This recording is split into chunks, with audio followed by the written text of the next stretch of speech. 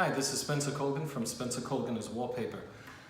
And as you know, a lot of times when we wallpaper, we also incorporate some painting videos if our customers have us, in fact, do painting. And this is one in which the customer actually has us doing both. So I just want to go over, since I bought this nice new brush, how to cut. And so for those of you who don't know what cutting is, it's simply making a straight line underneath this woodwork without getting the paint onto the woodwork. So here goes. First of all, the brush is the most important tool. The second thing is your hand. But actually the most important way to cut is that you have the right brush. Please don't get a cheap brush from the 99-cent store or even from Home Depot or Lowe's.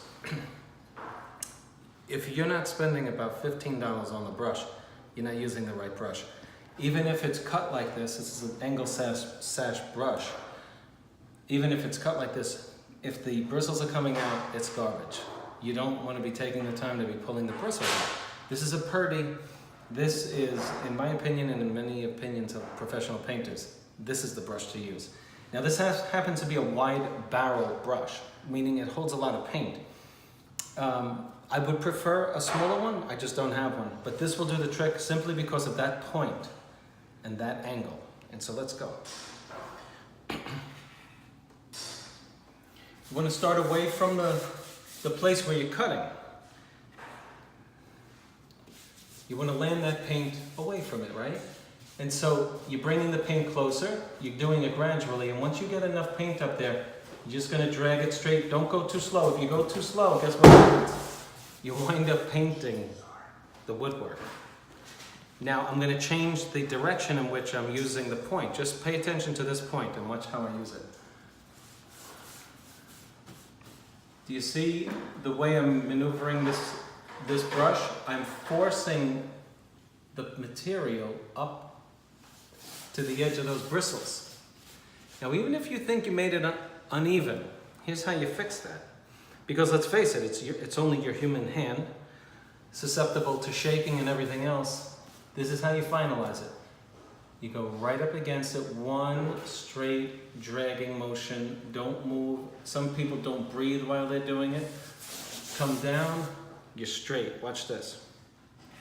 This is a textured wall, so you want to go in both directions so you get the nooks and crannies on the left and on the right.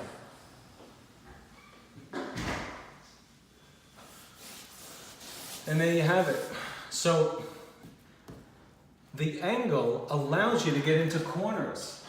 If you had a block brush, meaning that there was no angle on this thing, you wouldn't be able to get into the corners. You need this point, you need this angle. I'll show you again.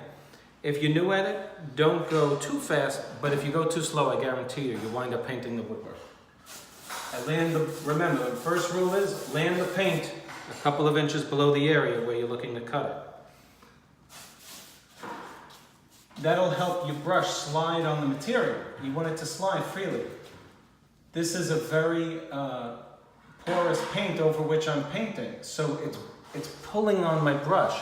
If this were slick, meaning semi-gloss, it would go a lot quicker. But this paint has a lot of pores. It's grabbing at my brush, it's slowing it down. And if I go too fast, what's going to happen is my paint is going to skip. It's going to skip because the brush is pulling it. It's telling me to go slower so that the paint covers. If I go too fast, when you look close after it dries, you'll see that you missed a lot because there's a lot of traction there because it's so porous. Okay, so you got to take that into account. Secondly, you got to take into account this is texture, and you want to cover all of those little bumps, crevices, etc. So I'm bending the bristles. If you just get up close, the cameraman, you'll see that the bristles, look at the pressing motion I'm doing. You're just pressing it enough so that the bristles stop at the woodwork.